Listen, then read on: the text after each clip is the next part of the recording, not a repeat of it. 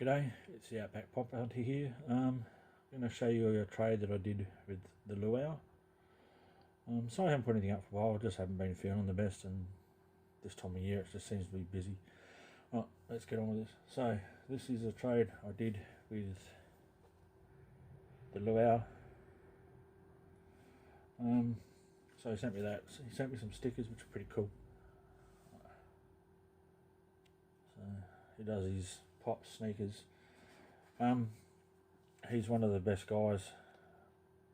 Him and Sean Ryan, Toys and Games, they're one of the few that if you win, they will post to Australia. As long as you pay the postage, they're quite happy to do it. So that's his stickers. Right, so we did a trade. It's been probably about 6 months in the working. Like if I do these trades with these guys, I don't rush it. I want to get what I want, and to make it worthwhile, like one pop is going to cost you $25 to $30 US to post to Australia.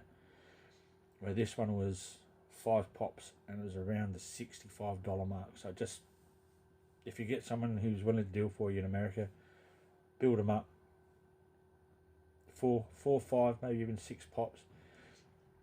The postage is high, but it's not better here in Australia. It cost me, I think I sent him 3 pops and it was around the same, about $60 Australian to send it to him. So it's not cheap, but it's a way to get pops that we can't get in Australia, or harder to get ones here we can get for them. Like I sent him some stuff that wasn't that hard to get here at a decent price to get this stuff. So it's worth it. It's just got to find someone who's willing to do it for you, and as long as you're patient and you don't want them now and you're willing to build the postage up, that's my recommendation. There are postal redirect services over there as well, but I found them a little bit expensive. Right, let's show you what I've got. So first one, Stannis Baratheon from Game of Thrones. So this is just, I'm slowly building up on the Game of Thrones collection. It's no hurry. I'm only getting the characters I want. I'm never going to complete it. There's just too many and too high value there. Of course, everyone knows that some of their the Game of Thrones pops are absolutely nuts. Right, so here's a mountain, the second Game of Thrones pop.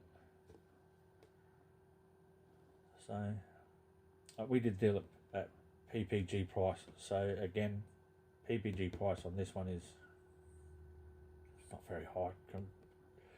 But this one doesn't sell. I haven't seen many of these listed for under about $50 Australian, so happy to get that one. Now this is the first one that I said I wanted off him, and it's actually a lot better than I thought it was going to be when now I've got it. So really happy. The Predator Conan. So this one's vaulted as well. I don't know if there'd be many more. I wouldn't mind the Rebel Pilot I would like. But the other one's not real fast. This is just one. It looked cool. Now I've seen it in person. It's phenomenal. It's a really great looking pop. Then now this is the first chase I've had in my hands. Like again, I live in country South Australia. None of the stores around me get chases. They're not big enough. My pop store, since I've been pop collecting, which is coming up to a year, he's doubled his sales and he's doubled his stock. He's now got a stock of about 150 pops. So he can't buy the volume that's going to get him chases. So the other one I got from Luau was the Rock chase. Now, who doesn't like the Rock? I mean, this is a WWE pop, but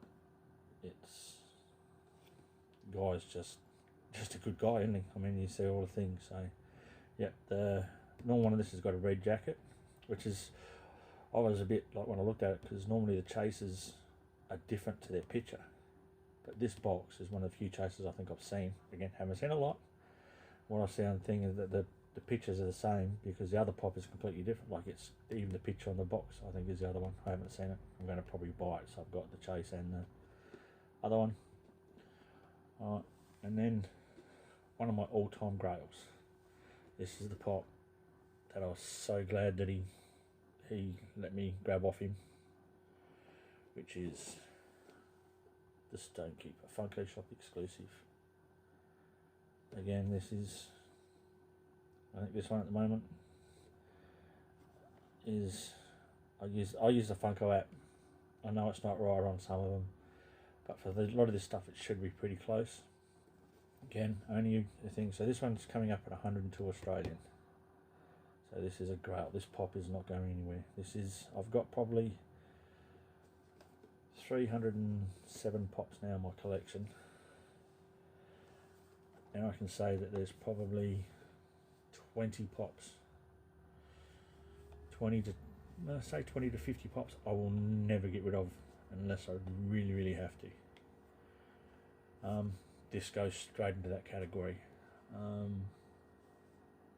It didn't matter if it's value. If this is a $5 pop, this I like this character. I like the little, like I don't collect. That's my Marvel collection there. So that's all the Marvel pops I have. So I don't have a lot of Marvel, and that's collection I'm thinking of downsizing a little bit just through lack of room I don't have. So, I mean, we all collect for different reasons. Like I collect what I like. I complete a few sets, like I'm working on the original Star Trek set. I'm down to where I need the Andorian to complete that set. The Firefly set was the first set that got me into Funko Pops. That's complete. Sons of Anarchy, I've got 2 pops to get. Jack's Teller Reaper Crew, probably never going to get, because last one I saw for sale in Australia was nearly $700 and it sold at that, so it's something I will not get. Yeah, I've rambled a little bit on this one, but I thought I'd give you my point of view on why I collect and that sort of stuff. And like I can tell you that, like, my collection, just I did out of my own curiosity. So my collection has now hit 307 pops, and the average price for those pops is $30 approximately. So it's $29.35 each. So my whole collection, I've got pops that are not worth a lot. So I'm a mid collection collector. I can get grails as long as I'm willing to pay for them, and in Australia that's really hard. We don't get grail boxes like mystery boxes. We can't buy a grail box where we're going to pull, say, a Stonekeeper out of a mystery box here. The best we can pull out of a mystery box is maybe a chase, because the grails is where the flippers here make the money. And the classic one is the Lurch from Pop Culture, which hasn't come out in America yet on the Funko shop. That was at Supernova in Melbourne. That pop is just gone ridiculous. I was lucky I picked it up, and I mean I paid more than I wanted to pay for it, but it's gone ridiculously priced. So yep, I know I've waffled on a little bit. I'll leave it with that. So happy hunting to you all. See you in the next one. Alright, catch us all.